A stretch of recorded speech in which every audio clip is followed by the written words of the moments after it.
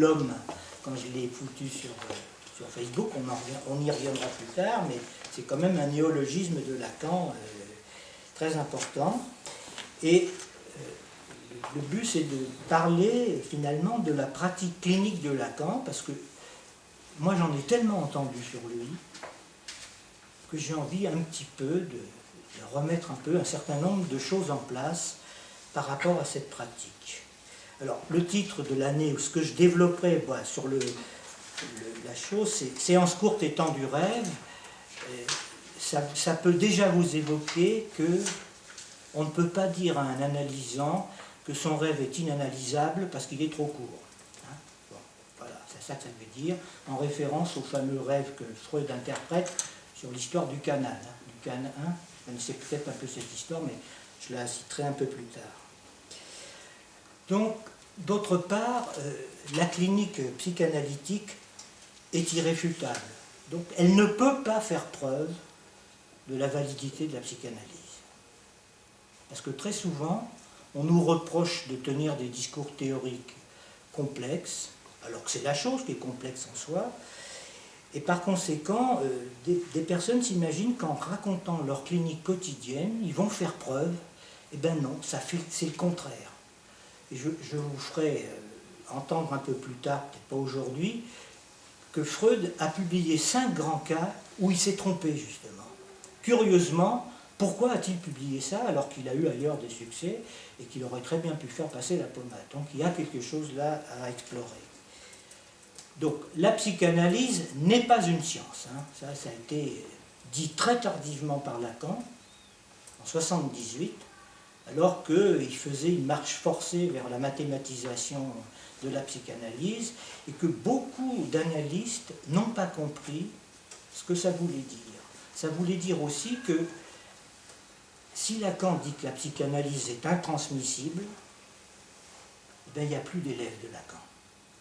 On ne peut plus se dire élève de Lacan, on est obligé chacun de réinventer quelque chose dans notre pratique et de tenter de faire des élaborations qui puissent être échangées avec d'autres praticiens. Donc ce n'est pas une science, mais c'est la pratique d'un discours défini comme étant un lien social qui est du registre de la fraternité. Autrement dit, l'analyste et l'analysant sont frères en tant qu'ils sont les fils du même discours. Et par conséquent, un psychanalyste peut promettre à son analysant qu'il retrouvera dans le parler ce qu'il lui faut de jouissance pour que son histoire continue. C'est-à-dire qu'il va en faire un sujet parlant, et c'est ça la guérison en psychanalyse. Et quand on ajoute de surcroît, ça ne veut pas dire que c'est quelque chose d'accessoire, ça veut dire que non seulement le sujet pourra changer le cours de son histoire, mais qu'en plus de ça, il sera guéri. C'est ça que ça veut dire chez Lacan, la guérison de surcroît, et c'est donc quelque chose qui n'a jamais été négligé par lui, puisque ça va permettre à cet analysant de se rendre la vie un peu plus amie. De tous les discours actuels, donc toujours comme lien social, qui règlent la marche du monde aujourd'hui, et tout spécialement le discours capitaliste, dans toutes ses variantes, seul le discours analytique est un lien social à deux. Et c'est donc ce qui va conditionner les modalités de l'entreprise d'une cure. Alors, la cure, c'est un terme évidemment qui est marqué médicalement, donc ce n'est pas une cure thermale, bien sûr, parce que la psychanalyse n'est pas un dîner de gala, pour paraphraser le grand timonier que nous connaissons tous. C'est plutôt comme ça une sorte de curage, de ramonage de cheminée, et l'analyste et son analysant, ils en sortent ensemble. Il faut qu'ils se lavent le visage, mais pas les mains. Voilà ce que ça veut dire.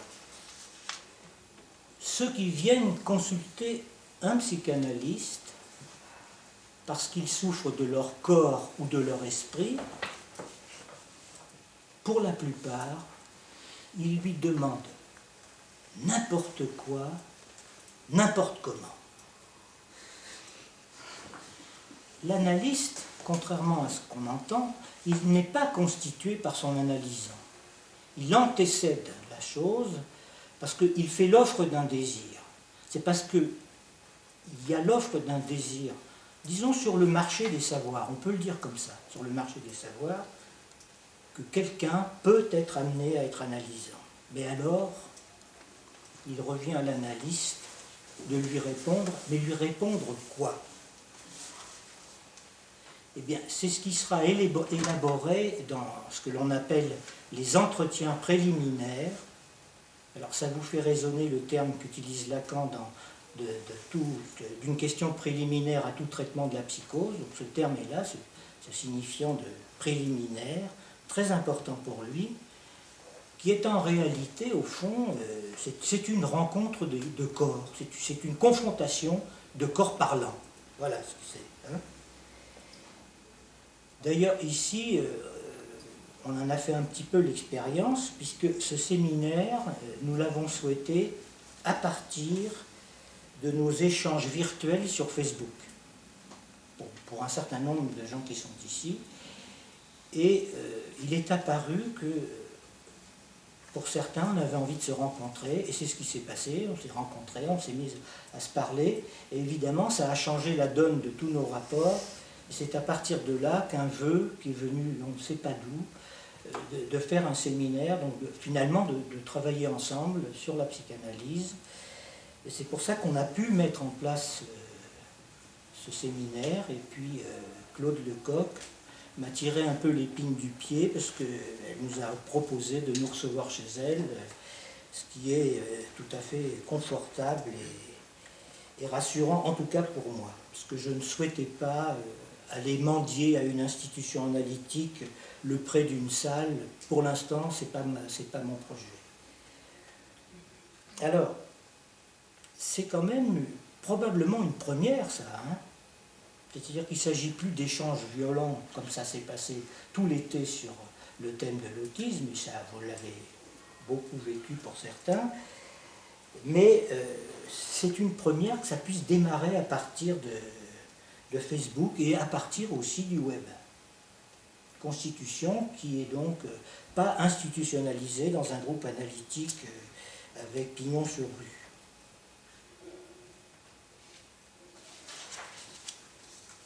Alors, voilà Lacan. Lacan, comment faisait-il? Ben, il faisait comme tout analyste. Ni plus, ni moins. L'aura qu'il avait, en fait, en son temps, était pour lui une difficulté majeure. Et il en était embarrassé comme d'un poisson d'une pomme. C'est pour ça qu'il disait cette chose, une phrase bien connue: le bruit ne convient pas à l'analyste, et encore moins le nom qu'il porte, qui ne devrait pas le porter. On lui donnait du docteur, du professeur, du maître, de l'escroc aussi, hein, même dans sa propre école. Et lui, inlassablement, répétait: je suis un analyste, et tout ce que je vous dis à mon séminaire me vient de ma pratique. Donc ce n'était pas un plaquage théorique sur ce qu'il pouvait faire, c'était le contraire. Je le montrerai plus tard à propos de l'introduction de son fameux nœud borroméen qui explicite très bien la chose. Alors, il insistait toujours sur l'importance de ces entretiens préliminaires qui étaient faits pour mettre en place les conditions de possibilité de l'entrée dans une cure. Parce que même s'il y a une demande explicite de faire une analyse, c'est à traiter comme un symptôme, c'est-à-dire comme une demande qu'il faut élaborer. Après tout, hein, c'est anormal de faire une psychanalyse. Un type que vous ne connaissez ni d'Ève ni d'Adam. Hein. Et ce type-là, pour lui, c'est la même chose vis-à-vis de vous. et qui va vous inviter à lui dire tout ce qui vous vient à l'esprit, sans choisir, sans réfléchir, sans chercher à comprendre et sans préparer à l'avance. Et s'il sait y faire, vous allez comprendre que tout ce que vous dites, de votre vie quotidienne aussi, ça a de l'importance. Alors évidemment, un type qui vous prend comme ça, vous pouvez que l'aimer. Hein. Ça ne peut pas être autrement, parce qu'on en rencontre très rarement dans l'existence. Évidemment, c'est un sentiment d'amour qui est un peu mêlé d'angoisse, parce que malgré tout, vous percevez qu'il y a quelque chose là qui n'est pas si simple à mettre en place. Dans ces entretiens préliminaires, il y a 3 étapes. Alors, je vais les nommer d'une certaine façon aujourd'hui, mais ça va être mis en parallèle plus tard, dans une autre séance, avec les fameux temps logiques que Lacan a longuement développé tout au long de son séminaire, qui sont l'instant de voir, vous êtes quelque part, l'instant de voir, le temps pour comprendre et le moment de conclure. Dans une situation où vous jetez un coup d'œil, vous comprenez ce qui est en train de se passer, vous prenez une décision, par exemple, de vous barrer le plus vite possible parce qu'il se passe quelque chose de grave et qu'il vaut mieux éviter la chose. Bon. Alors, là, première étape, c'est ce qu'on appelle rectification des rapports du sujet au réel. Alors ne dites pas, parce que ça, on l'entend souvent chez les millériens, je vous le dis tout de suite, c'est pas rectification du sujet, hein, parce que rectification du sujet, c'est autre chose, hein, vous l'entendez bien. Rectification des rapports du sujet au réel, entendez bien aussi qu'au moment où Lacan sort cet énoncé, il ne fait pas très bien la distinction entre réel et réalité. C'était au début de son enseignement, c'est pas encore très clair tout ça. Hein. Et c'est en correspondance avec la difficulté que Freud a avec la réalité psychique et la réalité matérielle. Donc on est dans ces eaux-là.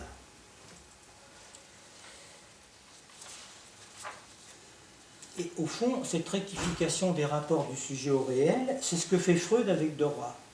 Dora vient le voir, elle se plaint de quoi? Elle se plaint que dans le menuet, on peut dire ça, à 4 qu'elle mène avec son père, Madame K, la maîtresse de son père, et Monsieur K, le mari de Madame K, donc Madame K est la maîtresse du père de Dora.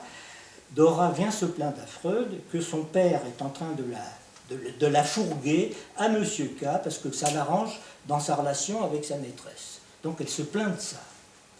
Et Freud l'écoute et puis finalement lui dit au fond, c'est ça qu'il lui dit, ce désordre du monde que vous dénoncez, en fait, vous en participez, quoi, hein, vous y êtes.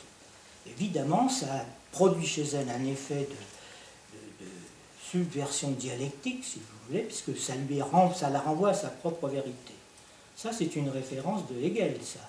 Quand Hegel parle de la belle âme, de la révolte de la belle âme, et Dieu sait si on envoie des commentaires et des posts sur Facebook et ailleurs, dans les journaux, dans les télévisions et à droite, de gens qui sont en train de dénoncer les malheurs du monde et qui vous invitent à signer toutes les pétitions possibles et imaginables, y compris d'envoyer le chèque si c'était possible, plus. Et ben voilà, hein, c'est ça qu'il dit, c'est que vous en participez, vous collaborez. On collabore, voilà. On n'y peut rien, mais on collabore.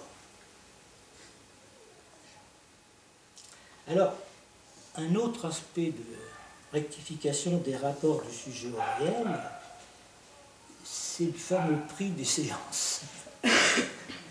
Avec Lacan, ça venait tout de suite. Ça venait tout de suite. Moi, dès la première séance, il m'a demandé, comme ça, combien pouvez-vous payer, parce que je ne voudrais pas trop grever votre budget.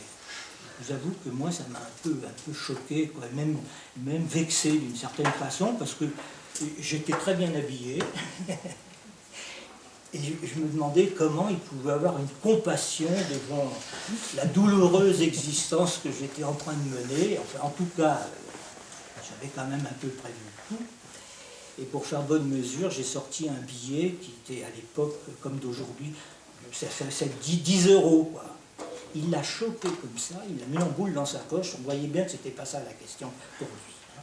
Mais enfin, il a tapé quelque part qui me touchait profondément.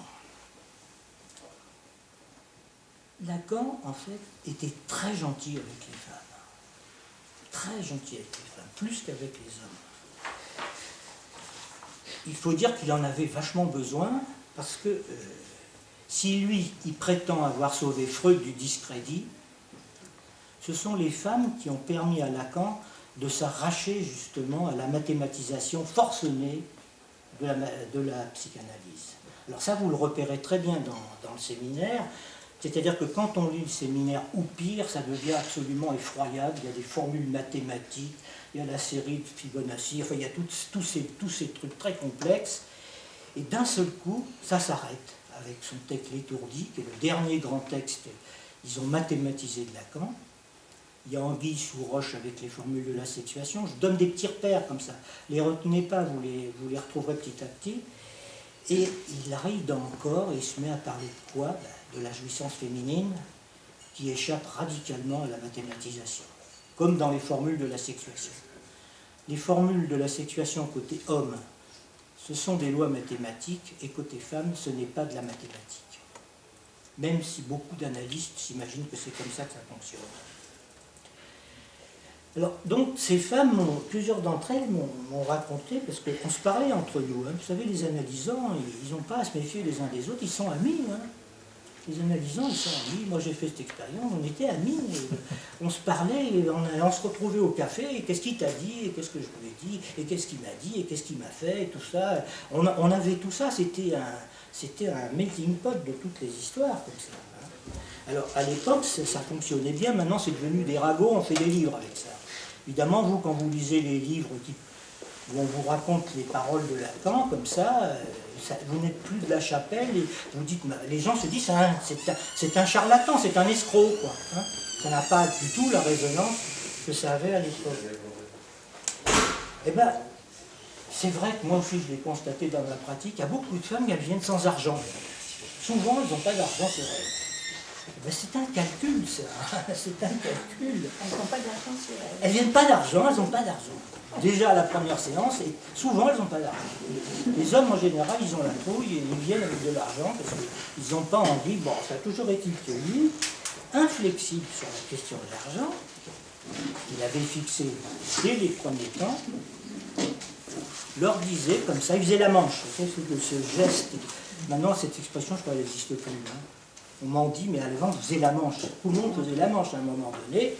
Et il leur disait, vous n'avez pas quand même un petit quelque chose à me donner, comme ça? Alors, évidemment, un peu, c'était répété souvent, ça. Et il allait leur dire, vous me donnez un petit quelque chose, et puis vous me donnerez la suite après. Et puis, comme des fois, elle disait, mais non, j'ai rien, il leur faisait vider leur sac sur son divan, hein, pour aller fouiller un peu, s'ils ne trouvaient pas une petite pièce. Là, les premiers temps, les entretiens préliminaires, ce que je vous ai donné. Ça veut dire qu'on commence à mettre, celui qui vient vous demander quelque chose, on commence à le mettre au parfum. Hein. Au fond, une cure, oui, il va falloir payer, parce que c'est un travail. Donc il va falloir payer. Hein. Le deuxième temps des entretiens préliminaires, alors, bon, j'ai découpé ça en temps. Et comme ce sont des séquences subjectives, évidemment, ça se télescope, ça se noue, ça fait des retours, ça fait des boucles. Hein. Enfin bon, il faut quand même pour des raisons de commodité d'exposer, on est obligé d'écarter un peu les choses pour comprendre. C'est ce qu'on appelle, en gros, si vous voulez, l'installation ou la constitution du transfert. Si je viens consulter un analyste, c'est bien parce que je lui suppose un savoir, comme quand on va voir un garagiste d'ailleurs. Enfin, le garagiste, il a un vrai savoir, on ne le lui suppose pas. Enfin, celui-là, l'analyste, on lui suppose un savoir. Ce que Lacan appelle dans son rude langage, le fameux sujet-supposé savoir. Alors faites attention parce que ça, c'est une formule qui est un piège. Ce qui est supposé, ce n'est pas le sujet, c'est un savoir. Il y a un savoir supposé. Parce que quand même si vous allez voir quelqu'un à qui vous supposez un savoir, vous savez très bien qu'il ne connaît rien de votre vérité et vous pouvez lui raconter tous les bobards que vous voulez, et vous comprendrez qu'il dépend de ce que vous êtes en train de lui dire. Hein? Il est bien obligé de suivre ce que vous lui dites pour pouvoir fonctionner comme analyste. Alors, qu'est-ce que l'analyste sait, au fond? Ben, disons qu'il ne sait pas grand-chose. Hein? Il ne sait pas grand-chose, mais il est assuré d'une chose, quand même, qu'on sait, c'est que vous avez beau mentir à plein tuyau, vous dites toujours la vérité. Hein? C'est comme ça. Épiménide le menteur, c'est ça. Hein? L'histoire d'Épiménide le menteur. Alors voilà, saisissez la situation où pour certains, enfin moi je me suis trouvé comme ça, je me disais comment, moi, pauvre con, qui ne supporte même pas mon nom propre, qui opère souvent de façon anonyme ou avec un pseudo, dans les journaux, dans les forums, à droite à gauche, je vais voir un type qui va me prendre en considération et qui trouve très très important et très intéressant toutes les fariboles que je lui raconte. Et comme j'en ai jamais rencontré un comme lui, ben je me mets à l'aimer, hein, je l'aime. Mais là, soyez attentifs. Hein. Le transfert, il est à prendre dans son sens originaire, c'est-à-dire économique. C'est un transfert de fonds. Mais attention aussi, il y a un autre piège. C'est pas que sur l'argent que ça joue.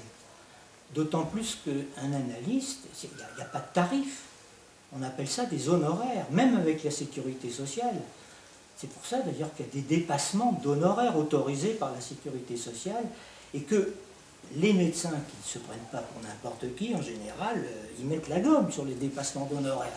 Pourquoi? Ce n'est pas forcément par avidité du gain, c'est parce qu'il y a quelque chose dans la relation médecin-malade, analyste-analysant, quelque chose qui dépasse le contrat social. Et qu'il y a une pente liée à la structure qui surdétermine cette relation, qui fait que il faut payer, quoi. Il faut payer d'une certaine façon, il faut payer avec sa peau, il faut y mettre de sa peau, il faut y mettre de son réel, et on demande aussi à l'analyste d'y mettre quelque chose de son réel, et que ça n'a pas de prix. Il ne faut pas parler de paiement symbolique, comme on parlait d'auto à l'époque, c'est un paiement réel. Vous savez, elle disait, ajouter une petite pièce à la fin, on demandait à l'enfant d'amener une petite pierre ou un petit dessin, ça ne colle pas ce truc, c'est un paiement réel. Voilà. Et il a un sens de réel. La dette symbolique, elle est insolvable, donc on ne peut pas la fixer. C'est pour ça d'ailleurs que dans les tribunaux, on parle du franc symbolique de dommages et intérêts. Il faut bien marquer que c'est une fonction autre que le pur symbolique d'ailleurs. Alors, ce qui se transfère au fond, c'est un savoir, autrement dit, des signifiants. Des signifiants de la langue. Et après tout, ces signifiants n'appartiennent à personne. Il y a un transfert de savoir de l'analysant vers l'analyste, et il y a un transfert de signifiants de l'analyste vers l'analysant.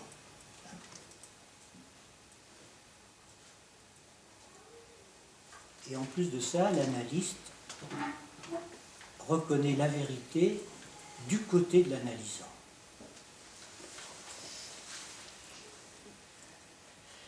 Donc, entre eux, disons que se constitue un hybride, on va appeler ça comme ça, une sorte d'être hybride, une sorte de couplage, entre d'un côté un être de vérité, qui est du côté de l'analysant. Alors, je vous donne la petite formule mathématique, mais vous n'avez pas besoin de la retenir. Vous mettez un petit a en haut, une barre de fraction, et en dessous, vous mettez S2. Alors le petit a, c'est l'être de vérité, comme ça, c'est désigné par une lettre, et en dessous, c'est S2, ça veut dire qu'il y a un savoir inconscient. Ça, c'est du côté de la vérité, ça. Et puis, de l'autre côté, eh ben, il y a un être de savoir, ce fameux sujet supposé savoir, qui est du côté du sujet barré, hein, qu'on écrit comme un dollar, d'ailleurs, quand on tape à la machine, Et vous avez la constitution là d'une petite machinerie mathématique, mais on n'a pas besoin de la retenir aujourd'hui. C'est simplement pour déplier la chose entre cet être de vérité qui revient à l'analysant et l'être de savoir que l'analyste est censé supporter en étant, lui, justement, opérant comme interprétant.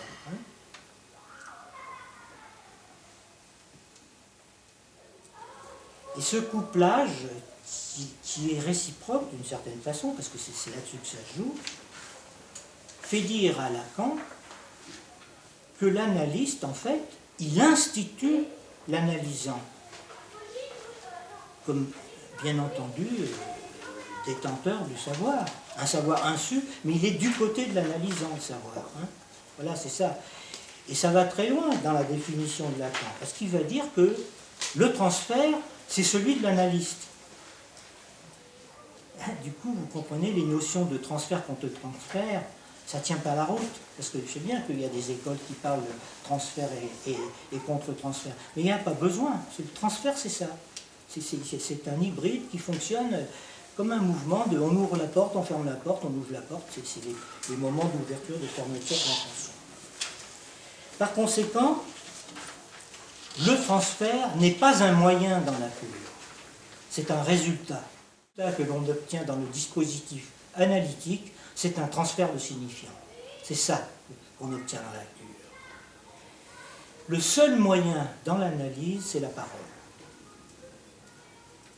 Dans la parole, dans le champ du langage où l'on opère. C'est le seul moyen. C'est la raison pour laquelle, d'ailleurs, on peut dire que dès qu'on adresse une parole à quelqu'un, il y a transfert. Transfert de signifiant. Cependant, évidemment, la psychanalyse avec Freud a fait main basse sur un certain nombre de termes qui existaient avant lui. C'est une règle de toute discipline, d'ailleurs. Le mot transfert et pulsion sont devenus des concepts fondamentaux de la psychanalyse, et maintenant, quand on en parle, immédiatement, tout le monde sait qu'il s'agit de la psychanalyse, même si c'est utilisé à tort et à travers. Ce sont des signifiants qui induisent des significations psychanalytiques. Évidemment, il y a des définitions à donner quand même, malgré tout, puisque ça devient des concepts. Alors, bien entendu, là, j'ai parlé du transfert comme étant du côté du symbolique, du côté du signifiant. Qu'est-ce que deviennent les affects de tout ça? Alors ça, c'est simple comme bonjour, contrairement à ce qu'on pense. Quelqu'un à qui vous supposez le savoir, ça vous le faites tous les jours, vous l'aimez, mais vous pouvez aussi bien le haïr ou vouloir l'ignorer absolument. C'est pour ça que Lacan a forgé un néologisme très parlant qu'il appelle l'énamoration, avec un H. C'est tardif, mais c'est un néologisme qui fonctionne très bien. Les affects qui accompagnent le transfert nécessairement ne sont pas à confondre avec le transfert stricto sensu. Au contraire même. Au contraire. D'abord, une chose, les affects ne sont jamais refoulés. C'est clair, c'est dit dans Freud explicitement.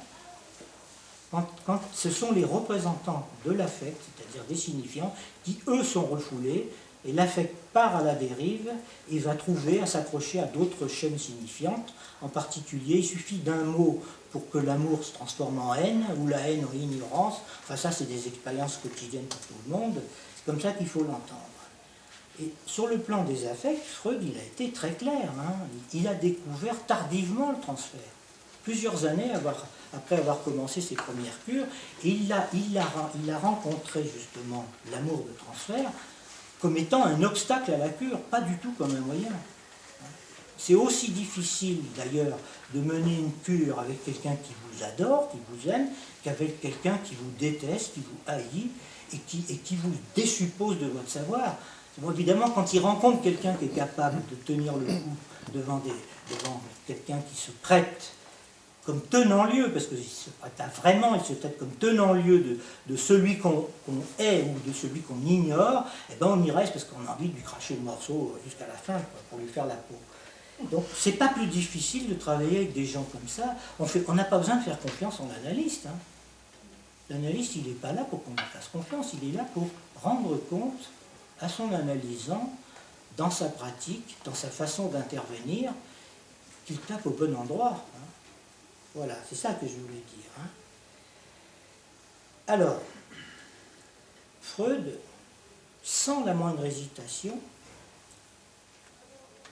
dit que l'amour de transfert, c'est pas quelque chose, c'est pas un amour artificiel. Ce n'est pas un amour artificiel projeté sur l'analyste comme l'avatar de ce qu'auraient été les figures parentales et qui reproduirait dans la cure des événements traumatiques du passé. C'est quelque chose, c'est un amour réel qui se constitue dans la cure et qui permet de faire fonctionner la répétition. Alors, la répétition, c'est quelque chose qu'on déploiera peut-être plus tard. La répétition, quand on répète, c'est toujours différent, puisque sinon ça ne serait pas une répétition. Et quand on répète, il y a toujours du nouveau dans la répétition. Vous avez beau mettre des traits de bâton sur un mur, ils sont semblables mais ils sont différents. C'est ça là, ce qui se passe. C'est pour ça que dans la cure, les affects ont une fonction de possibilité d'amener du nouveau. De toute façon, l'intérêt de l'affaire, parce que puisque dans le transfert il y a le signifiant c'est bête. C'est tellement bête qu'il faut encourager les analysants à dire des bêtises. Hein. Parce qu'à force de répéter des bêtises, on fait émerger quelque chose, une solution, à travers des signifiants qui viennent, une solution pas si bête. Ce qui fait qu'au fond, l'interprétation de l'analyste, elle est spécialement conne. La réponse de l'analyste à son analysant, c'est assez bête, quoi, en fin de compte. Mais enfin, ça change le cours des choses. Hein. Donc, l'amour de transfert, c'est un amour réel, la haine aussi bien, et l'ignorance également.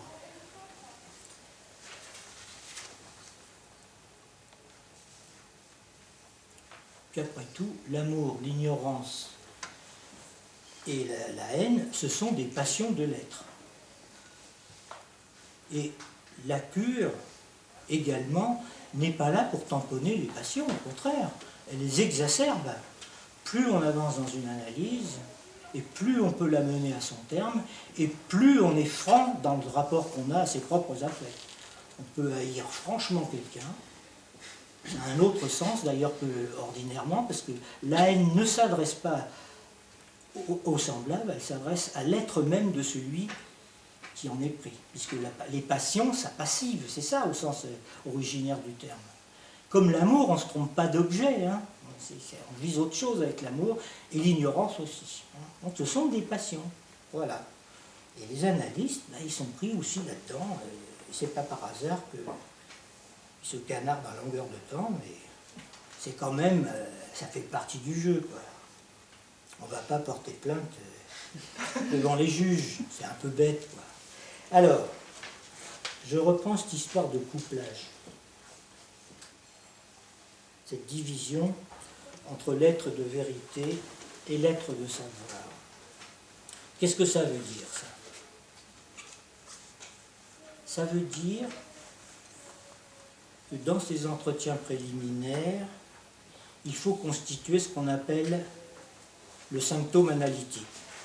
Alors ça, je ne l'avais pas dit tout à l'heure, mais je vais vous le dire. Si vous partez dans les entretiens préliminaires à vouloir faire des diagnostics sur les gens qui viennent vous voir, vous êtes foutus.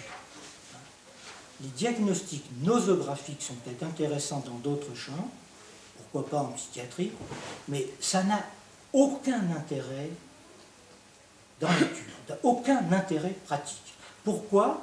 Parce que vous le remarquerez, les gens qui opèrent de cette façon-là, ils finissent par appuyer sur des boutons. Avec l'hystérique, on fait comme ça, avec l'obsessionnel, on fait comme ça, avec le psychotique, on ne prend pas en analyse. Or, vous avez affaire à un sujet parlant, vous le faites advenir, celui-là qui venait vous voir, vous le faites advenir, c'est quand même la visée, à être un parlant, un parlette, comme l'appelle Lacan, et bien entendu, il faut pouvoir le mener là-dedans, et pas du tout le bloquer dans des grilles qui vous encombrent. Hein. Donc, constitution du symptôme analytique. Concept, on ne l'a pas dit vraiment, mais c'est un concept fondamental aussi de la psychanalyse. Alors, une jeune femme vient me consulter. Elle se présente. Je suis anorexique. Là, on peut dire que ça fait signe, c'est évident. C'est une évidence corporelle. Médicalement parlant, c'est devenu un symptôme, comme ils le disent. L'être anorexique vient vous voir comme l'être psychosomatique, comme l'être alcoolique, comme tout ce qu'on peut imaginer, le toc-toc et compagnie. Et évidemment, moi je lui dis oui, bon, d'accord, et je vous le présente un peu comme ça pour des raisons de commodité. Je lui dis prouvez-le-moi. Je ne le dis pas explicitement comme ça, mais ma façon de l'entendre, c'est de lui dire prouvez-le-moi que vous êtes ce que vous venez de me dire. Ce qui vous dit je veux être moi-même, je voudrais savoir qui je suis. Alors là, elle est absolument sidérée. Elles sont malines, ces femmes-là. C'est la première fois qu'on me demande un truc comme ça. Dubitative, elle me regarde les yeux écarquillés, je m'en souviens encore. Elle me dit, mais vous êtes sûr que vous êtes un psy? Ça alors, il faut que je vous explique. J'ai dit oui, il faut que vous m'expliquiez. Bon, alors, me dit-il, je vais vous le dire le plus clairement possible pour que vous compreniez. Vous êtes sûr d'être psychanalyste? En réalité, me dit-elle, on me fait faire des cures répétées dans des cliniques spécialisées dans les troubles du comportement. En 2 mois, je prends entre 10 et 15 kilos, donc je suis guéri, je sors, je suis suivi par un psychiatre que je vois tous les mois, qui me prescrit des antidépresseurs, j'ai une nutritionniste qui me prépare mes menus de la semaine, et au bout de 6 mois, je retrouve mon poids d'aujourd'hui, 30 kg pour 1,75 m. Donc, 6 mois, elle repère tout ce qu'elle a gagné dans la clinique. Et alors, bon, comme je l'ai invitée à parler, elle est très contente, elle continue, elle me dit, en fait, ce n'est pas vrai que je mange rien.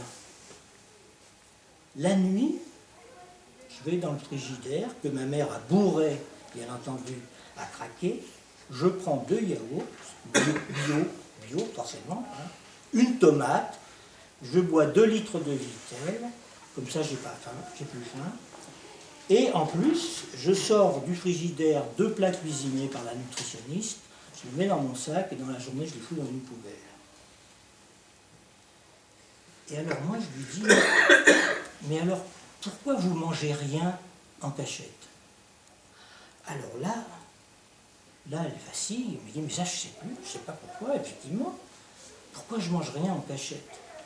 Alors vous voyez ce qui s'est passé là, incitamment, petit à petit, il y a eu une adjonction de signifiant. C'est-à-dire qu'un mot qui voulait dire autre chose prend une valeur signifiante. Là.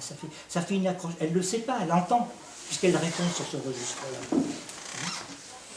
Et donc elle se dit, effectivement, il y a quelque chose qui cloche. Voilà, il y a quelque chose qui cloche.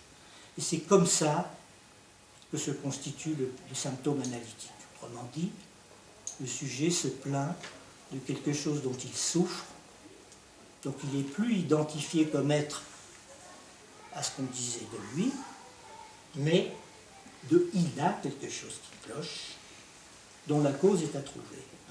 C'est comme ça que se constitue le symptôme analytique. C'est donc un montage, un couplage entre savoir et vérité, et on sait quand même que depuis Aristote, il n'y a de cause que ce qui cloche. Par conséquent, il y a toujours une béance entre une cause originelle et les effets que l'on voit dans les manifestations symptomatiques des gens qui viennent nous voir. Donc vous voyez déjà les histoires de famille, les machins comme ça peut peut-être s'estomper par rapport à un réel qui revient toujours à la même place, parce que c'est ce fameux réel qui revient toujours à la même place. On peut imaginer, comme ça se passe dans la psychologie, qu'il y a eu des scènes traumatiques, mais elles ne sont pas traumatiques pour tout le monde. Il y a des gens, un rien, ça les traumatise, et d'autres, ils ont eu des histoires effroyables, et et ils s'en sortent frais comme des gardons. Donc c'est pas du tout, chacun réagit comme il peut en fonction de la façon dont il a attrapé les choses et surtout des signifiants. Hein. Comme le disait Lacan, on est des traumatisés du malentendu. Il n'y a pas de traumatisme de la naissance. Malentendu, du malentendu. Donc, cette femme qui était fixée par un signe médical, à savoir l'anorexie, avec tout ce que ça suppose comme traitement, elle arrive à le constituer dans les entretiens préliminaires en symptômes. Et par conséquent, dans le travail qu'on a fait, on passe à son montage comme étant une métaphore, c'est-à-dire une structure langagière. Il y a un réel, bien sûr, mais c'est quand même ça que ça a donné comme effet. Ça n'a pas de sens, mais c'est comme ça. Il y a un montage, on peut en parler. Et là, on passe justement, c'est le moment où on passe de la confrontation des corps, c'est-à-dire du corps à corps, on passe au plan du discours.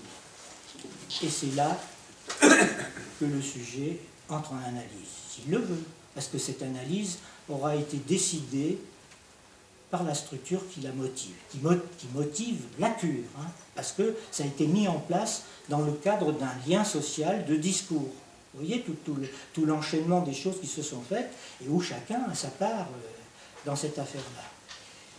Bien entendu, ce n'est pas forcé de mettre immédiatement quelqu'un sur le divan. On peut commencer à faire un travail analytique, même des fois sur un temps assez long, en face à face, parce que les sujets sont fragilisés par ça.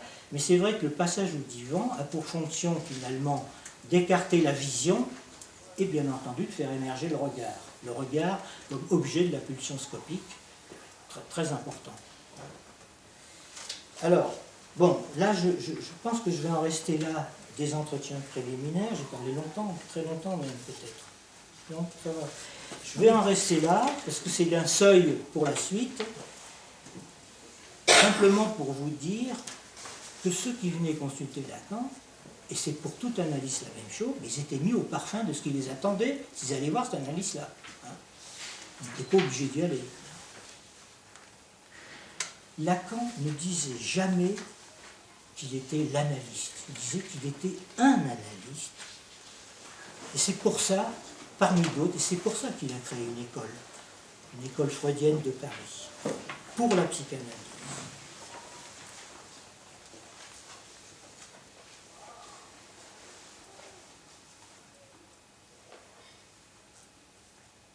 Bon, bah écoutez, il ne faut pas comprendre trop vite. Parce que si on comprend trop vite, on pique du nez dans le sens, donc dans la mousse religieuse, et on n'avance pas. Donc je laisse ça en suspension, et j'espère pouvoir répondre à vos questions, et j'arrête mon exposé là. Merci Patrick. Je fais partie de ceux qui n'ont pas compris trop vite. Donc ce que je souhaiterais là maintenant, c'est qu'on puisse... comment dire, inventer quelque chose à partir de ce risque que tu as pris de vouloir nous ouvrir non seulement à ce que tu as vécu, mais aussi à ce que tu as compris et que tu continues de comprendre de ta propre analyse, et voilà, à travers tes patients et les lectures de Lacan. J'aimerais bien, enfin, c'est pour ça aussi que nous avons ouvert ce lieu, j'aimerais bien qu'on puisse justement s'exprimer assez librement, parce qu'il y a eu beaucoup de choses dites pour lesquelles moi j'aimerais reposer des questions, oui. J'aimerais avancer, je suis assez d'accord sur le fond, mais il y a eu des précisions données qu'il faudrait que je retravaille. J'étais, moi, comme je t'ai dit quand on s'est vu tout à l'heure, j'avais le trac. J'ai jamais le trac quand je parle à une conférence, moi. Ça ne me gêne pas du tout. J'avais le trac aujourd'hui. Et je crois que, bon, tu m'as dit, c'est à cause du désir. Hein. Il faudrait qu'ici, nous puissions nous avancer comme souvent on ne peut pas le faire dans les lieux plus institués. Hein. et qu'on se mette à poser les questions à notre façon, avec nos mots, parce que je pense que il y aurait en écho là quelque chose qui a été dit. Mais moi j'en ai besoin. Hein. Voilà. Donc, on vous demande de parler à votre façon.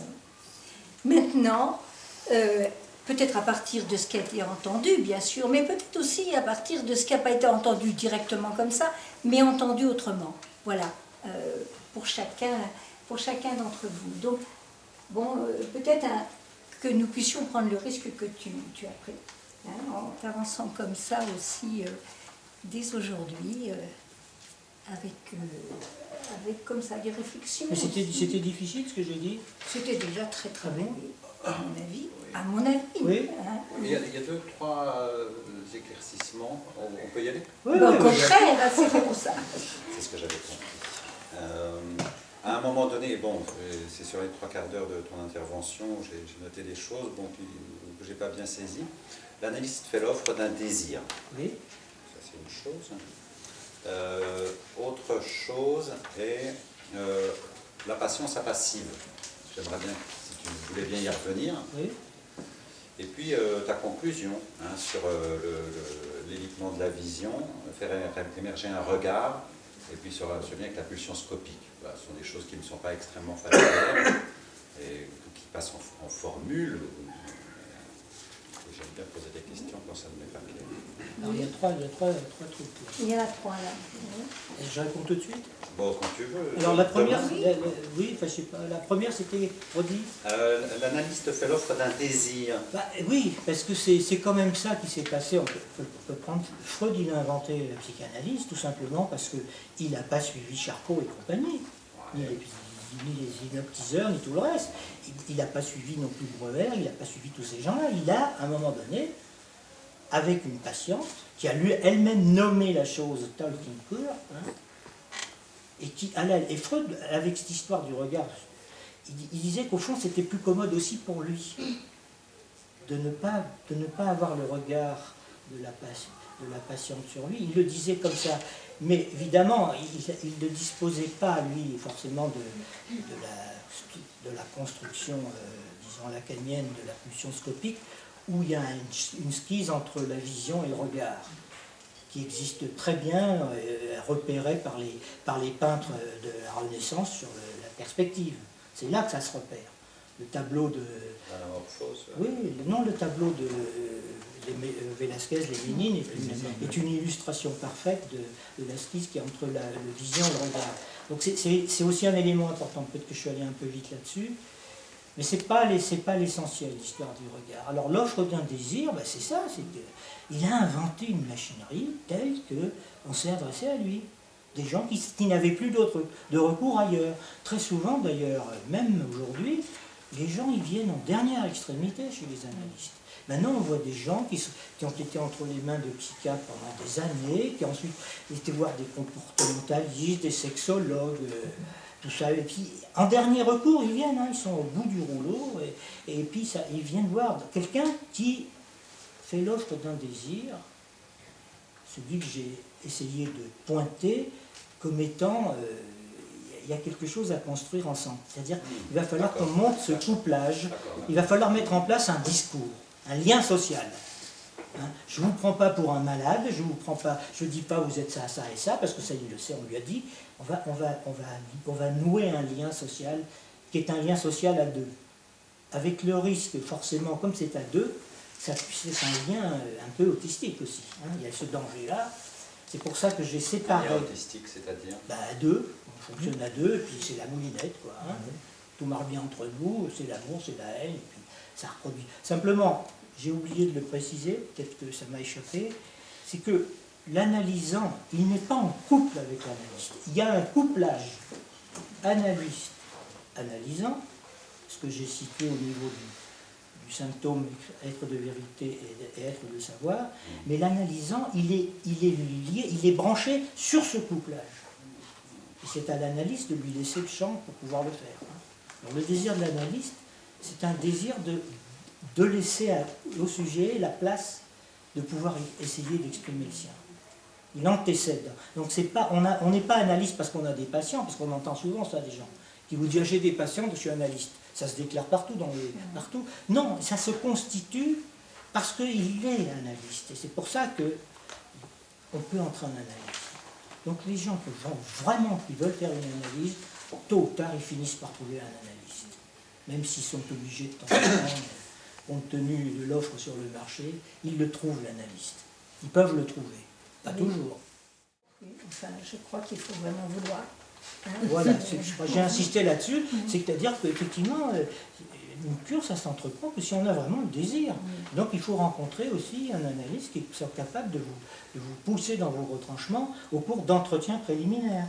Donc les entretiens préliminaires peuvent très bien se boucler par le fait qu'on ne fait pas de cure, c'est-à-dire que le sujet s'y retrouve un peu aussi. On ne l'emmène pas dans un processus comme ça, flou. Il peut sortir de là en disant ben non, je ne veux pas faire de cure. Enfin, c'est pas dit aussi clairement que ça, mais c'est ça. Ben finalement, non. Puis maintenant, je vais bien, au bout de. Ça, c'est vraiment psychothérapeutique. Ça peut arriver. Oui, ben, ça va bien.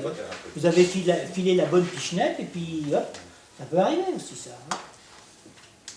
Ce serait la partie psychothérapeutique de la psychanalyse, ça, hein. Voilà. Cette partie-là. Donc on est attentif dans les entretiens préliminaires. Hein. J'ai l'impression que souvent l'analyse commence après. Elle est commencée même avant qu'ils viennent. Oui, je sais. C'est toute la question, oui, bien sûr. Ça n'éclaire pas sur la patience passive. Comment? La passion. Ben, c'est la définition de la passion, c'est passivant. C'est passivant. Regarde, les gens amoureux, il faut voir ce qu'ils font. Hein. C'est une catastrophe. Subjectif, j'entends. Hein. D'ailleurs, on dit le coup de foudre et on dit tomber amoureux. C'est une chute quand même. La haine, c'est pas tout à fait pareil. Parce qu'on tombe pas, la haine, on dit pas je suis tombé de haine. Hein. Là, elle est active. Là, ça passive pas. Si, elle est passivante un peu quand même, parce que il ne faut pas se tromper d'objet.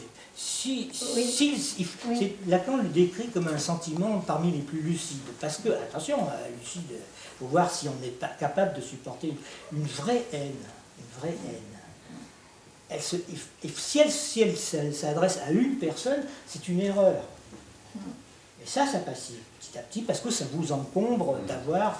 Elle n'a pas d'objet en dehors de l'être propre du sujet. C'est son propre être qui est là, ce qu'il y a en lui-même qui est haïssable.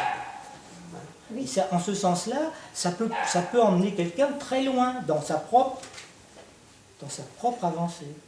Hein.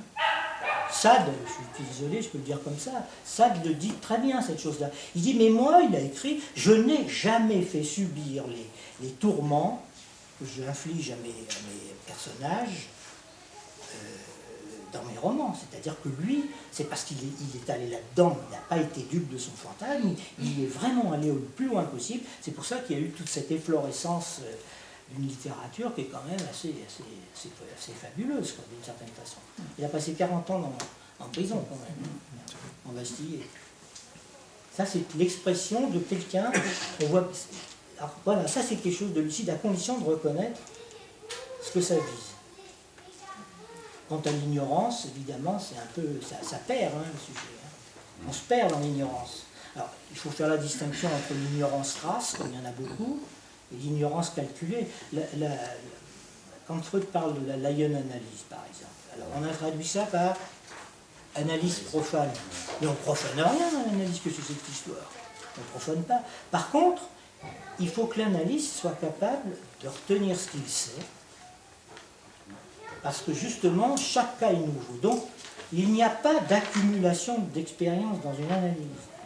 C'est-à-dire que quelqu'un qui commence la pratique peut être parfaitement plus disponible qu'un vieux analyste suffisant qui fait part, justement, qui se rempart derrière l'expérience qu'il a. Lacan, il ne parle jamais comme ça, il ne dit jamais qu'il est expérimenté. Il s'en plaint même. Hein. Il dit à un moment donné, j'ai peut-être un peu trop de bouteilles. Parce que c'est la pente à appuyer sur les boutons. Hein. Tout à fait. Ok. J'ai souvent des problèmes d'audition et hélas aussi d'entendement, de compréhension.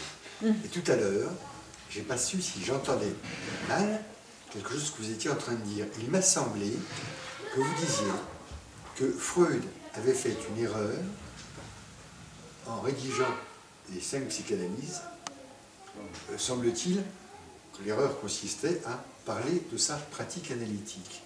Et vous avez, j'ai peut-être mal compris, hein, vous avez semblé dire qu'un analyste faisait une erreur en se référant, enfin en parlant de sa propre pratique analytique. Peut-être que je l'ai mal dit ça.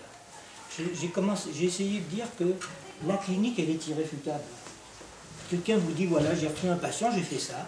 Ben oui, ben c'est vous l'avez fait, voilà, c'est vous l'avez fait. Quelles sont les conséquences, hein? Quelles sont les conséquences? Comment vous suivez ça? Mais on ne peut pas lui dire, il ne fallait pas le faire, parce que souvent, maintenant, ça se dit aux gens, ah, t'aurais pas dû faire ça. Hein, les fameuses supervisions qu'on fait à droite à gauche, t'aurais pas dû le faire, mais si, il l'a fait, donc c'est fait, c'est fait. Alors, j'ai pas dit que Freud avait fait une erreur, j'ai dit que Freud s'est aperçu, quand il a rédigé ses cas cliniques, qu'il s'était trompé. Il s'est trompé avec Dora, il s'est trompé avec l'homme au loup, quand il lui a dit, ah, si dans 6 mois vous ne m'avez pas craché le morceau, dehors, et c'est ce qu'il a fait. Il s'est trompé avec la jeune homosexuelle. C'est-à-dire qu'à un moment donné, il a dit, allez, celle-ci, c'est une vraie perverse, donc elle est incurable, il la fout dehors. Hein? Dora, il se plante au niveau de l'interprétation qu'il fait en désignant M. K comme étant l'homme qu'elle aime, alors qu'il fallait passer par l'étape de reconnaître son identification à Madame K. Madame K devait être précieuse à M. K pour que Dora puisse faire le pas suivant, peut-être d'être tombée à... Voilà, c'est ça les erreurs. Et j'ai constaté, pour le petit Hans, c'est pareil, quand il reçoit le petit Hans, moi je me thèse, c'est pas du tout que le père du petit Hans a été l'analyste du petit Hans. Moi je pense que c'est Freud, seulement Freud l'a reçu 2 fois. La première fois, il reçoit le petit Hans, et bille en tête, et ça c'est très... bille en tête, il lui dit, moi j'ai connu un petit garçon, je savais qu'un jour, un petit garçon naîtrait, qui aimerait trop sa mère, et qui aurait peur de son père. Alors le petit Hans, sidéré, il sort de là, il dit, mais il parle au bon Dieu celui-là pour savoir des trucs comme ça. N'empêche qu'il a repéré un truc, il a repéré quelque chose, et quand il raconte, ça déclenche bien sûr chez lui la mobilisation de sa phobie, c'est-à-dire il fait bouger la phobie, et quand il raconte ses histoires à son père, alors Freud a dit au père, vous prenez des notes et tout, alors le père il dit, ah mais je ne comprends pas ce que tu veux dire. Écris papa et le professeur comprendra. Donc le lien de transfert se fait avec Freud. L'erreur de Freud, c'est qu'au moment où il y a l'histoire du plombier, voilà, c'est l'histoire du plombier, qui vient, qui lui a enlevé le robinet, et Freud se précipite, il t'en a mis un plus gros. Alors qu'il aurait fallu qu'il laisse, il lui a donné trop de signifiants, et donc le petit Hans est resté en panne là-dessus. Bon, alors je ne vais pas rentrer dans le détail aujourd'hui, Lacan pointe que ça a marqué la suite de sa vie. Mais Freud s'est aperçu de ces choses-là, parce que quand il a revu le petit Hans, je crois 15 ou 16 ans après, il trouvait étonnant qu'il ne se rappelle plus de rien. Alors qu'en principe, une cure ne renvoie pas dans l'oubli. Les cures analytiques qui vont jusqu'à leur terme, au contraire, c'est inoubliable une cure. Il avait 5 ans, c'est parti avec le refoulement infantile. Oui, alors c'est tout le problème de ces cures interrompues en cours de route. C'est comme quand on tisse un tapis, et si jamais on ne fait pas les nœuds à la fin, ça se défait. Alors, on a des gens qui font des tranches, comme ils disent. Ben non, on n'est pas des saucissons. Hein. Si vous allez voir un nouvel analyste, eh ben, il va falloir refaire le circuit du désir de l'analyste, puisque ce qui conduit l'incure, c'est aussi ce fameux désir de l'analyste, qui est une grande question, hein. Ça ne veut pas dire que c'est résolu, ça. Hein. C'est là-dessus que tous les groupes analytiques s'écharpent, hein, tout le temps. Qu'est-ce que c'est que le désir de l'analyste? Voilà, c'est ça le truc. C'est la question que j'allais vous poser après. Voilà. Non mais c'est ça. C'est-à-dire que c'est ça qui assure, comme on dit, la direction de la cure, de ce côté-là. Vous en passez quand même par le désir de l'analyste. Hein? Ça a un sens dans votre esprit à vous, la direction de la cure? Oui, ça a un sens. Ça existe? C'est une orientation, voilà. C'est toujours les... On ne diagnostique pas, disiez-vous tout à l'heure. On ne pose pas de diagnostic. Attendez, moi j'ai pas dit ça, j'ai dit à des gens qui le font. Moi je dis qu'il vaut mieux pas le faire parce que c'est foutu d'avance. Parce que des fois, par exemple, l'homme au loup, vous savez que c'est le paillasson de la psychanalyse. Il a été le fétichiste, il a fait une névrose infantile, il a fait une névrose obsessionnelle, il a été paranoïaque, et très régulièrement, plein de textes où on ressort Lomodou avec son fameux dessin, il est passé par tous les diagnostics possibles et imaginables. Qu'est-ce que ça veut dire? Ça veut dire qu'il y a des diagnostics, des fois vous les faites seulement au bout de 3 ans. Des fois il vous faut 3-4 ans pour repérer qu'au fond, celui qui est sur votre divan, en fait, il est psychotique, par exemple. Lacan, il dit, mais il n'y a pas de problème, on prend des psychotiques en analyse, parce que ça se guérit, la psychose, bien sûr. Tout le monde pense que ça ne se guérit pas. Il y a beaucoup d'analystes qui font des diagnostics pour se remparder. Alors, les pervers, à la porte, je ne sais pas ce que c'est que la perversion, parce que c'est très marrant, la perversion, c'est des gens très gentils, les vrais pervers. Et puis, les psychotiques non plus, parce qu'on va s'emmerder. Quant aux paranoïaques, alors là, si vous prenez un paranoïaque, surtout pas, hein, voilà. C'est souvent comme ça qu'on fait des diagnostics. Oui. Hein? Donc, ça fixe, ça vous fixe. Il faut prendre les choses. Bon, moi je peux vous dire une anecdote. Je commençais des contrôles, puis à un moment donné, j'arrive chez Lacan, parce que j'ai un contrôle, donc en général, je racontais un peu ce que j'avais fait avec un patient, et puis je suis arrivé avec un schéma L, moi j'étais très content, j'avais fait un schéma L. Alors je m'installe pour parler de la patiente. Il se pose, il regarde mon truc, quand il voit le schéma L, il prend la feuille, il la déchire. C'est-à-dire que moi, je n'ai jamais parlé de nosographie avec lui. Le contrôle, c'est qu'est-ce qu'il vous a dit, qu'est-ce que vous lui avez dit, quelles sont les choses qui sont venues après, et c'est ça le contrôle. Ce qu'on appelle le contrôle, c'est un mauvais terme. Ce n'est pas une entreprise de maîtrise, c'est une façon de... Il faut suivre le discours, quoi. Le discours, il s'élabore entre deux. Hein. Lien social. Donc il dépend aussi du moment de la cure et donc du désir de l'analyste. Est-ce que par rapport au fait, cette histoire du diagnostic et du fait qu'il y a un certain nombre de, on va appeler ça des thérapeutes. Un peu plus fort? Oui, oui. Je disais à propos de la question du diagnostic et du fait que des thérapeutes tiennent compte de ça. Notamment parce que les patients se présentent, comme vous en avez parlé, se présentent comme ça, un certain nombre de patients, souvent quand ils ont été dans des institutions en amont, bien évidemment, parce que je pense à la question du désir de l'analyste, et du fait que le désir de l'analyste, est-ce qu'il ne réside pas dans le fait qu'il ne sait pas peu de choses, comme vous l'avez mentionné, par rapport à la question du reste, dans le sens où en fait, il ne peut s'intéresser en définitive à ce qu'il ne connaît pas. Et donc c'est rassurant de passer ça sous silence en tenant compte d'un diagnostic qui serait une espèce de voie toute tracée. Mais c'est pas par hasard que Lacan, ce qu'on appelle les psychothérapeutes, maintenant ils essayent de glisser du côté de l'analyse, c'est pas facile. C'est pas par hasard que Lacan, à l'époque, parlait de la psychothérapie. On collabore, on répond à la demande sociale.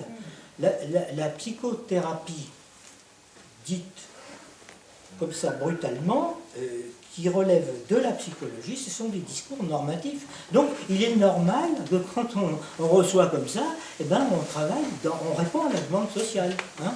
L'enfant est épinglé d'une certaine façon, les gens aussi, oui, vous êtes obsessionnel, ben, le comportementaliste, il va faire la prescription pour les toc-toc, comme on dit, l'hystérique bien sûr, l'alcoolique, on va le mettre dans une clinique pour l'empêcher de boire, et donc on va le rendre... Quoi, tout ça.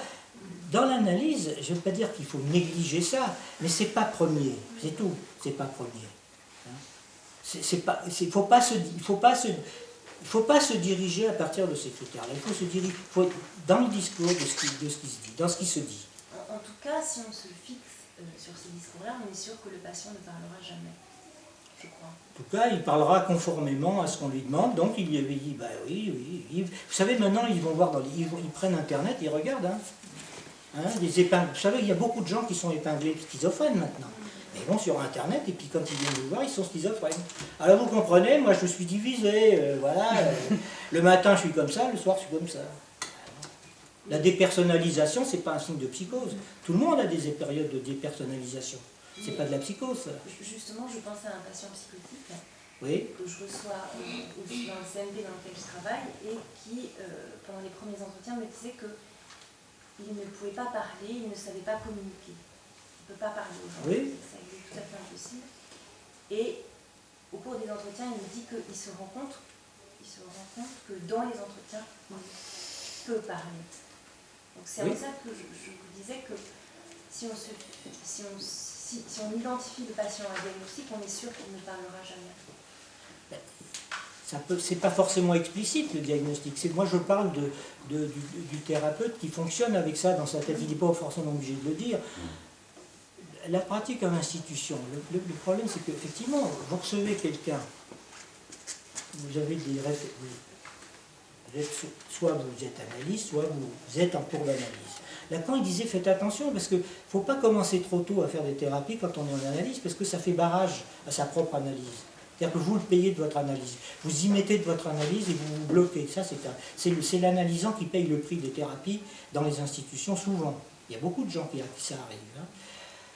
Alors, le problème, c'est que dans l'institution, forcément, vous pouvez amener à quelqu'un sur le terrain, sur le terrain de constituer un symptôme analytique, donc avec un transfert, mais est-ce que vous pouvez lui garantir que vous serez toujours dans l'institution pour continuer le travail avec lui ?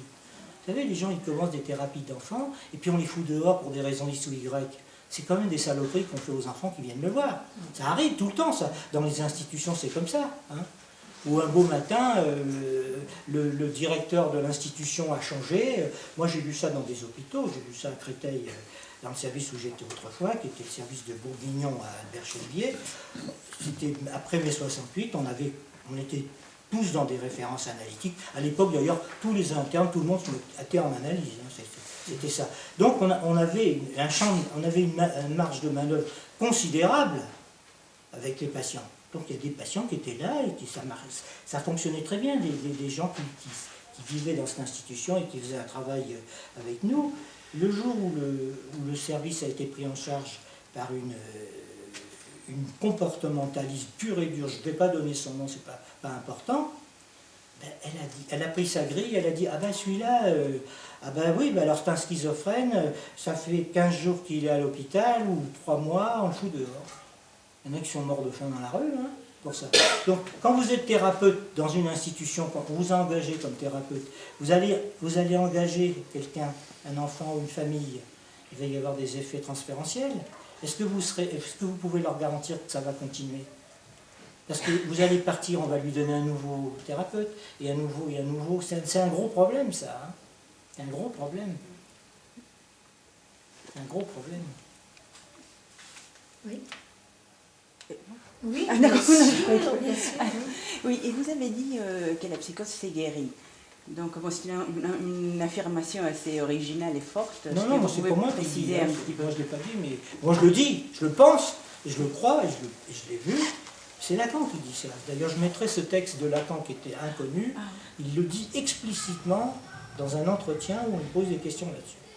Il l'a déjà dit dans l'ouverture de la section clinique, parce qu'on lui demandait, mais alors le psychotique, est-ce qu'il y a l'objet petit a, est-ce qu'il y a le fantasme? Et il dit, ben oui, et mais il est sujet, il y a le fantasme, il y a l'objet petit a, et donc c'est tout à fait, oui, ça se guérit la psychose, oui, ça se guérit. D'ailleurs, Joyce, il n'est pas devenu fou parce qu'il a trouvé un moyen de guérir. Il a trouvé un mode de suppléance en écrivant. C'est une voie d'indication. Hein. Ce n'est plus comme l'époque de la suppléance pour la psychose qu'on essaye comme ça de mettre en place, mais depuis les références de Lacan à la structure borroméenne, il y a des suppléances que des sujets trouvent dans la vie. Par exemple, ils écrivent, ils font du ski nautique, je ne sais pas, ils font des tas d'activités qui les tient et que ça peut faire lien social. Hein. Ou ils sont champions olympiques. Je n'en sais rien, moi. Ils trouvent des moyens de ne pas sombrer. Ça, c'est des grandes questions. Hein. Ça veut dire que je ne peux pas la résoudre comme ça. Oui, ça se guérit. Ça se guérit. Et Lacan, il va très loin. Il dit qu'il est normal d'être névrosé, c'est normal d'être psychotique, et c'est normal d'être pervers. Le sujet, dans chaque cas, il est normal par rapport à la structure de langage incorporé. Il n'est pas dans la même position quand il est pervers, quand il est psychotique, quand il est névrosé. Alors c'est toujours le même truc. La structure, comme on en parle, c'est la structure de langage incorporé. Et il n'y a pas de structure, on peut le dire, psychotique, névrotique et tout. Ce sont des positions subjectives différentes par rapport à la structure incorporée. Mais effectivement, on ne devient pas psychotique quand on ne l'est pas. Un névrosé, il a beau faire tous les efforts de sa vie il ne peut pas devenir un pervers. Et le malheureux pervers, il a beau faire tous les efforts qu'il veut, il ne sait pas jouer avec une femme. Bon, je dis rapidement comme ça. Voilà. Mais ça, c'est des trucs qui sont mis plus tardivement, mais c'est important de le dire. Voilà, j'avais une question. Je ne dirais pas, moi, que quelqu'un qui n'a pas fini son travail analytique, tout va redisparaître. Toute cette question, c'est la question, c'est une question compliquée, puisque c'est la question de la fin de l'analyse.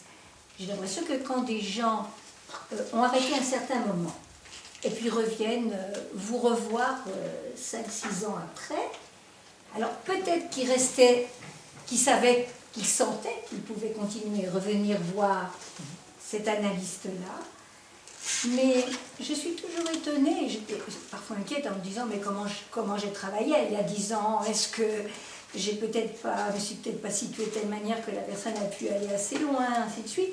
Et puis j'ai de bonnes surprises en voyant les gens revenir, en trouvant qu'ils ont bien profité de ce qu'ils ont fait. Ils m'étonnent et je me dis tiens, c'était peut-être pas si mal que ça ce que j'ai fait avec eux pour dire les choses très simplement. Est-ce qu'on peut dire, tel que tout à l'heure j'ai entendu que vous le disiez, que tous ces frites retombent et voilà, il n'y a plus rien. Non, mais moi j'ai parlé des gens qui faisaient des tranches. Parce Ben que oui, quelqu'un mais- qui vient vous revoir, vous, 6 ans Oui. après, c'est qu'il y a toujours une accroche transférentielle et que pendant les 6 ans, il a fonctionné dans cette accroche transférentielle. Alors là, je suis d'accord. Là, Ça, ce point-là, je suis d'accord avec oui. ça. Donc ça, c'est possible. Oui, Oui. ça, c'est possible. Oui. Mais je parle de ceux qui ils font des tranches. Donc ils cherchent un analyste, ils ne trouvent pas d'analyste. Ils n'ont pas trouvé la Ils se paument complètement. Moi, je le pense comme ça, ils se paument. S'il vient vous revoir. Maintenant, s'il vient vous revoir, effectivement, ça pose la question de où est-ce qu'ils en étaient quand ils sont partis. Est-ce qu'ils peuvent arriver à retrouver. Parce que quand il y a des gens qui viennent me voir, qui ont fait des analyses, je leur demande le nom de leur analyse, ils ne s'en souviennent plus. Qu'est-ce que vous en avez retenu? Est-ce que vous savez pourquoi vous avez arrêté? Ils ne savent plus, ils sont dans le brouillard le plus total, donc manifestement, il faut renouer quelque chose de nouveau. Ceux qui peuvent arriver à localiser ou à dire, voilà ce qui s'est passé, à un moment donné, il y a eu ça. En général, ce n'est pas parce que l'analyste se trompe, une fois ou deux ou même trois, que l'analyse se rompt, parce que c'est quand même un lien à deux, quand même, et que l'analysant, il est responsable aussi de son analyse. Hein. Oui. Hein. Oui. Bon. On peut se planter, on peut faire une connerie, mais c'est à l'analyse de payer le prix, c'est-à-dire de savoir faire avec l'erreur qu'il a faite. Donc, ça se récupère. Mais ceux qui partent et qui arrêtent tout, qu'est-ce qui s'est passé pour eux? C'est pour ça que je le dis à ce moment-là, c'est quand même le signe de quelque chose d'un peu embêtant quand même, d'aller voir une nouvelle analyse, de refaire le circuit. Lacan, il était assez opposé à ça, il n'aimait pas trop ces trucs-là. Hein. Il n'encourageait pas, il y avait des gens qui venaient le voir et disaient non, il faut continuer avec votre analyse. Et bien sûr, il y avait cette espèce d'attraction qu'il représentait dans l'époque, mais il n'encourageait pas les changements d'analyse. C'est très dur de reprendre une analyse, très dur. Parce qu'il va falloir reprendre tout, redéfaire, aller repérer les endroits. Alors, ça peut se faire parce qu'effectivement, des sujets peuvent arriver à repérer des trucs et puis voir où il y a eu des interprétations, qu'est-ce qui a été fait, mais c'est difficile. Hein. Ça, évidemment, est-ce qu'on peut pousser toutes les analyses jusqu'à un terme logique? C'est ça qui est difficile. La fin de la cure, c'est un terme logique, dit Lacan. C'est pas on est content. D'ailleurs, il le dit aux Américains, bah, écoutez, une cure, ça s'arrête. Quand vous allez bien, vous vous trouvez bien, vous arrêtez. Il disait ça aux Américains. Hein. Il n'allait pas leur dire, écoutez, vous allez venir à Paris faire vos passes. Hein. qui était une tentative d'élucider la chose. Hein. Oui, la logique. Vous savez, oui, un terme logique. À un moment donné, ça peut s'arrêter.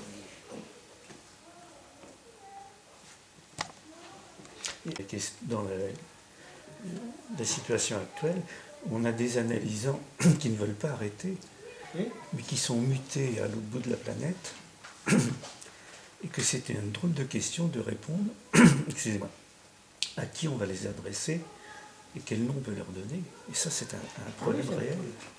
Donc il y a des demandes d'analyse à l'autre bout du monde. Est-ce que je peux continuer par téléphone? Ça pose des questions réelles. Alors, parce que moi, je ne sais pas quoi répondre à ça. Moi, j'ai eu des sollicitations comme ça, j'ai pas voulu. J'ai pas voulu. Oui, mais l'analyse n'avait pas été commencée en présence. C'est des gens qui t'appelaient du bout du monde pour en commencer une par Moi, j'ai pas téléphone. cette pratique.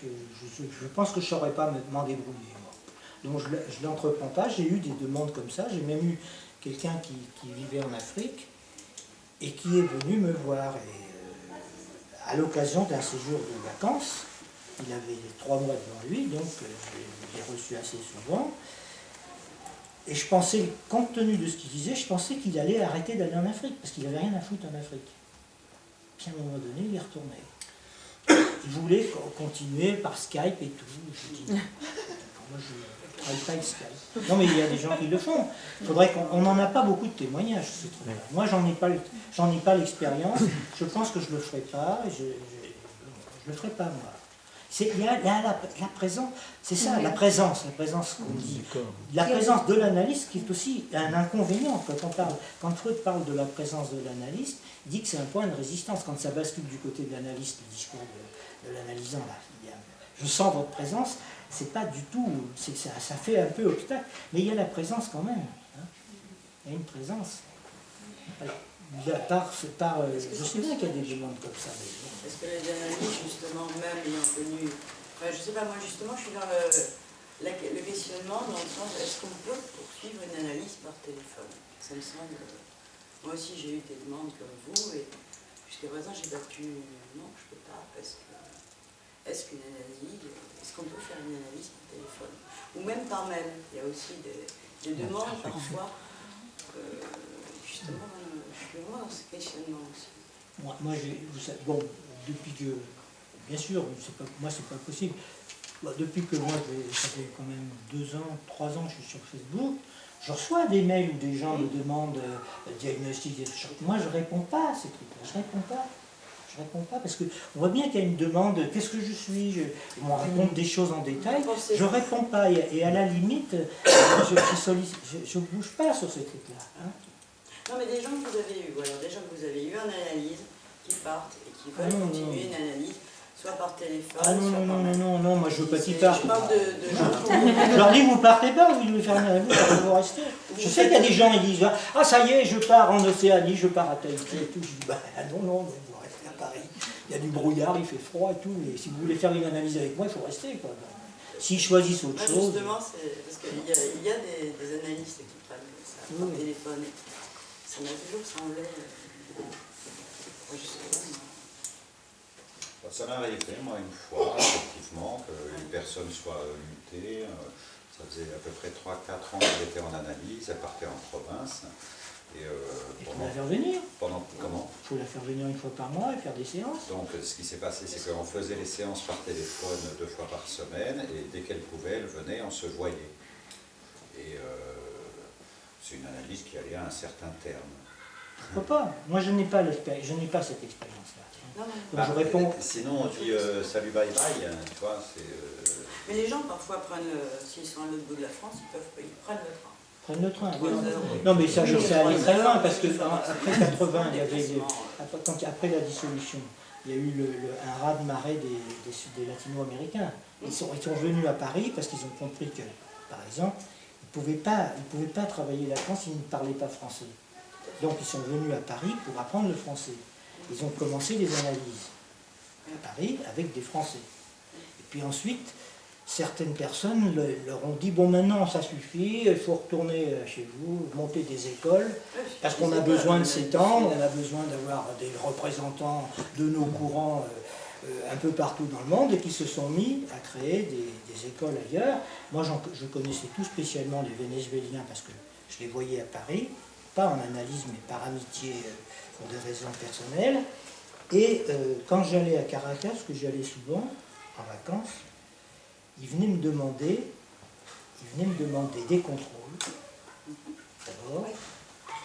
Alors, souvent, c'était des contrôles, comme je ne parlais pas bien l'espagnol, des fois j'arrivais à me débrouiller, mais des fois, soit je leur disais, est-ce que vous avez quelqu'un proche qui peut faire la traduction. Donc on arrivait à faire un travail comme ça. Mais après, ces gens-là, ils m'avouaient que c'était l'angoisse terrible pour eux, parce qu'on les avait renvoyés dans leur pays. Ils se retrouvaient désignés comme analystes internationaux, puisque c'était des organisations internationales. Ils avaient des demandes, ils étaient vachement angoissés, ils ne s'en sortaient pas. Ils s'en sortaient pas. Aujourd'hui, en Amérique du Sud, il y a maintenant, ça y est. Non, mais je parle de 80. Puis, Maintenant. moi, je Venezuela, moi, je connais bien l'Argentine. Non, mais maintenant ça se fait, parce qu'ils sont formés. Mais quand même, alors on les faisait revenir tous les ans. Aussi bien se former que... Ben oui, maintenant, je parle de l'époque, je parle de la période 80. Je parle de cette période-là. Parce que on m'a contacté pour prendre un de ses patients qui est artiste, qui est pianiste, ici Oui, en mais France. maintenant... Mais l'analyse se fait en espagnol, puisque moi je suis couramment espagnol. Il comprend le français, mais l'analyse se fait en espagnol. Moi, ça m'arrive en général, je Pour la vois facilité. des gens même qui ne parlent pas bien le français, ils veulent faire une analyse avec moi et qui sont en France et qu'on travaille ensemble. Quand il y a des mots particuliers, je leur demande de me dire dans leur langue et de me traduire. Et brutalement, ce qu'ils disent, la traduction ne correspond pas du tout à la façon dont ils ont fait usage du mot en français.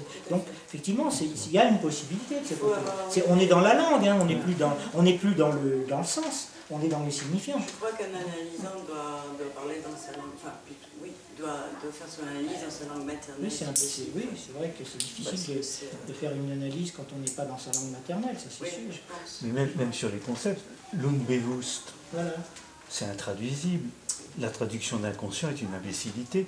C'est pour ça que Lacan préfère l'homophonie, une bévue. Voilà.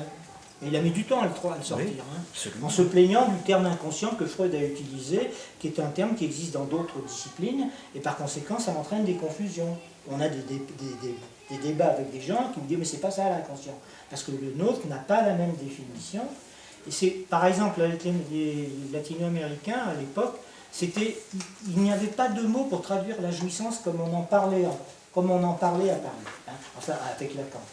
Donc ils traduisaient ça par Gosset, ils étaient très embêtés. Quant à Freud, lui, le terme de jouissance, il l'utilise très peu en allemand. C'est, comment ça s'appelle déjà, c'est le terme exact, je le connais mais je ne me souviens pas. Plaisir. Non, il a un autre terme, ça s'appelle, il l'utilise très rarement, parce que c'est pour vraiment ce que nous on parle, bon, je ne l'ai pas en tête, ça m'en reviendra, parce que j'ai fait un travail là-dessus justement. Donc il y a des termes intraduisibles. C'est Lust, non? Hein? Lust? Non, c'est pas Lust. Lust, c'est plaisir. Et ça confond plaisir et... Non, c'est... L'autre. Hein? L'autre. Non, comment ça s'appelle ce terme? Bon, si j'avais mon petit truc, je pourrais le donner, mais je ne l'ai pas. La disquette avec le... Oui, la disque... c'est dans la... Non, mais j'ai fait un travail là-dessus, parce que quand j'ai écrit mon bouquin sur les dimensions de la jouissance, j'ai étudié de très près ce que faisait Freud, parce qu'il en parle, et il en parle très peu, ça s'appelle... Qui parle allemand ici? Personne? Ça s'écrit pas G-E-N-U-2-S? Comment c'est? Genius. Genius. Voilà, Genius. C'est très rarement employé par Freud, et c'est vraiment le terme qu'il voudrait dire, mais ça a un accent plus fort, parce que Lacan, il fait des variations sur la jouissance. Il définit plusieurs types de jouissance, tandis que là, Freud, il utilise très rarement le terme de Genius, voilà, c'est ça. G-E-N-U-2-S. Oui, mais Genus, la difficulté, c'est pour ça qu'on ne le traduit pas, c'est que ça renvoie à quelque chose de collectif. Genison, Voilà. c'est les compagnons, et ça veut dire en fait bouffer ensemble, mais jusqu'à... C'est ça la jouissance. Mais oui, c'est pour ça que c'est très compliqué. Boire et manger ensemble, c'est être des Genison, c'est-à-dire d'être dans la Genus, dans la jouissance. C'est pour ça que c'est très compliqué. Il y a un côté collectif dans le Genus. Et si vous êtes dans un public français en dehors de nos milieux, vous dites le mot jouissance, tout le monde va rigoler, parce que la jouissance telle qu'on en parle, c'est pas forcément... Nous, on ne sait pas ce que c'est que la jouissance sexuelle. Les gens pensent qu'ils savent ce que c'est. Alors, justement, dans la psychanalyse, on a un mal fou à définir ce qu'est la jouissance sexuelle. C'est très compliqué de le définir. À la limite, on n'arrive pas à le définir. Alors, quand on va dire aux gens, en plus en public, il n'y a pas de rapport sexuel, alors là, c'est l'explosion.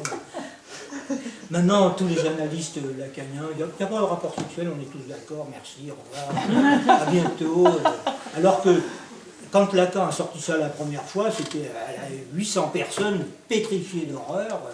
Il n'y a que les névrosés qui ont compris ce que ça voulait dire. Parce que les névrosés disent, ah mais c'est vrai, c'est bien peut-être pour ça que j'ai des difficultés avec la chose. C'est-à-dire que les analystes, il n'y a pas de rapport sexuel. Il y a plein de termes comme ça. Hein. On n'y peut rien. Donc, effectivement, Lacan, il ne sait pas. Avec Freud, il a gardé peut-être, il introduit dans ses écrits et ailleurs, peut-être 200 ou 300 termes qu'il ne traduit pas de Freud, qui sont devenus, donc pour lui, des signifiants universels du discours analytique et qui ne sont pas traduits. C'est pour ça qu'il est revenu sur Umbelus et sur d'autres termes qui sont comme ça. Pour Lacan, c'est l'horreur hein, pour les gens qui ne sont pas français. Parce que tant ça, non seulement c'est illisible, Lacan, c'est incompréhensible, que c'est calculé pour ça. Donc les pauvres qui ne sont pas français ont beaucoup de difficultés avec ce texte quand ils le traduisent. Et qu'est-ce qu'ils font, les Sud-Américains? Ils viennent apprendre le français. Bon, j'ai reçu récemment une Brésilienne qui voulait me voir à Paris parce qu'elle voulait que je lui parle en français des choses de Lacan. J'ai passé une journée entière, pendant une journée, elle m'a harcelé, elle voulait que je parle, parce qu'elle voulait entendre les mots de Lacan. Donc ça, c'est des histoires de langue, ça, on n'y peut rien, hein. On n'y peut rien, c'est comme ça. Hein. C'est calculé pour ça. Lacan, la parole de Lacan, et c'est pas un calcul tordu. Ah non, non, c'était sa façon à lui d'essayer, dans une espèce d'artifice, de faire passer quelque chose qui était ce qui lui venait à partir de sa pratique. Oui, moi je parle de ses écrits, moi. J'ai dit qu'ils étaient illisibles. Pas à lire, comme il disait, pas à lire. Ses écrits. C'est calculé justement pour empêcher celui qui ne veut pas apprendre à lire de comprendre. Donc, on dit que des conneries. Ça a des inconvénients. Je parlais de ces séminaires, bien sûr. Ah oui, non mais les séminaires c'est un peu différent. C'est pour ça d'ailleurs qu'on étudie les séminaires, parce qu'on a l'impression que c'est plus facile. Mais c'est bourré de malentendus les séminaires. Il suffit de voir les transcriptions pour s'apercevoir. Il y a des phrases entières qui sont... Par exemple, je vous l'ai donné tout à l'heure, l'histoire de rectification des rapports du sujet au réel, c'est dans les écrits, et les gens ils disent rectification du sujet. Pampan, quoi. Quoi. C'est pas ça, c'est pas... Voilà, c'est bourré de malentendus. C'est pas bien grave, de toute façon. On peut faire des cures sans avoir lu une seule ligne de Lacan. Il n'y a pas de raison de s'emmerder. Si on n'a pas envie, on fait. Si on est capable de suivre le discours de son analysant, il n'y a pas de raison de savoir Lacan, hein, après tout. Il n'était pas exigeant de ce point de vue, Lacan. Ah oui. Jamais il disait attention, moi j'ai pas dit ça, il s'en foutait, il laissait les gens dire ce qu'ils voulaient. Il avait quand même des gens en contrôle et ça avait l'air de fonctionner très bien. Ouais. On n'a pas besoin de lire Lacan pour être analyste. Pas lire Freud, c'est grave. Enfin, c'est un peu grave. Il ne faut pas lire Lacan, mais après tout. Patrick, on va devoir partir. L'organisation qui suivra. On vous entend pas. Alors l'organisation. Alors, voilà. En principe, il va y avoir une vidéo, hein, c'est ça? Normalement. Qui sera mise, alors on ne sait pas encore où? Sur mon site. Comme vous voulez. Moi, je pense que le plus commode, on le mettra sur mon site, hein, parce que je ferai une page spéciale, comme je l'ai mise du séminaire, donc j'informerai au fur et à mesure à partir de cette page. Moi, je pense que ce texte, je l'aurai rédigé de façon correcte, je le mettrai également, je le ferai à chaque fois, mais donc c'est tous les mois. La prochaine réunion, ça aura lieu. Alors dans un mois, ça fait le 13, dimanche 14.